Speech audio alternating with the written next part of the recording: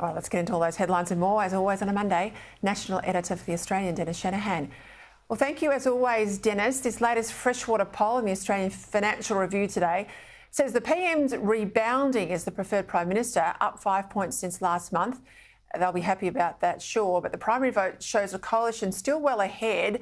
Now, if you factor in Dunkley and I think those private health insurance hikes last week, more power bill pain expected in the coming days, I still think these are pretty tricky times for the PM, Dennis. And I know they've got the budget. I know they're banking a lot on the budget. But if you go too hard on handouts, you risk inflation spiking all over again, don't you? Yes, well, I think Labor would be pleased with this result. And Freshwater's often picked a trend. It's one of the earlier polls. And I think what it's showing is that Anthony Albanese's personal support is recovering. Now, this is very important, and this has taken 3 months, more than 3 months. And this started in December. Anthony Albanese realised he was in trouble. His personal support was going down ahead of the party support.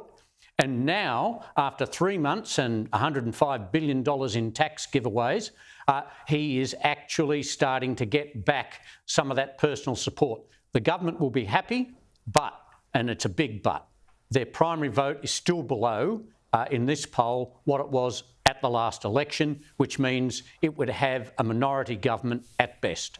There has to be more improvement on the party vote. The Prime Minister's vote has improved. It still has to improve a lot. And the Coalition's primary vote, up just 1 point, but just enough. It's 1 point now of having a 4 in front of it for a primary vote. Now, it needs more than that, as it did in Dunkley in the by-election, but I think that the government will be happy with the way things are going, but there's a lot more to be done, and there's still more ground for the Coalition to make up. And let's not forget, at the last election too, 7 out of 10 voters did not vote for the Prime Minister. I mean, it was a heavy vote against Scott Morrison, but Labor's primary was exceptionally low. Let's go to these revelations today about Stephen Jones, because if you thought Tony Burke was bad last week when we found out he spent $57,000 for 4 days in the US, the Assistant Treasurer, Stephen Jones, $43,000 over 8 months for Comcars. Now, that might sound reasonable. You think that's the only way he's got to get around. Well, no, he gets on planes and charges the taxpayer. He's got a taxpayer-funded car, or certainly a vehicle covered by taxpayers to drive around in. But on top of that, he gets himself a hire car to take him between his electorate in Shell Harbour and Parliament House. When pushed on this, he won't even explain why he's doing this. Now, honestly, I am tough on this stuff, Dennis, as you know. The bloke should drive himself down there, or he flies and commutes some other way, or gets on a train maybe. But I mean, who in the government, Special Minister of State maybe, Prime Minister's office maybe, who is watching this stuff? Because these MPs, they are literally taking the proverbial from the taxpayer with this stuff, because it's not an isolated case. It's a real pattern now. These are the things that really annoy voters, particularly during tough times.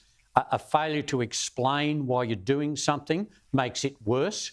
And the question is, why is the Prime Minister's office or the Finance Minister not leaning on this and saying to everyone, make sure you can justify what you are doing on these travel? All this travel comes out. It's not secret, and it comes out. And the sort of thing, like when Bronwyn Bishop got a helicopter to a golf course, finished her off as Speaker of the House.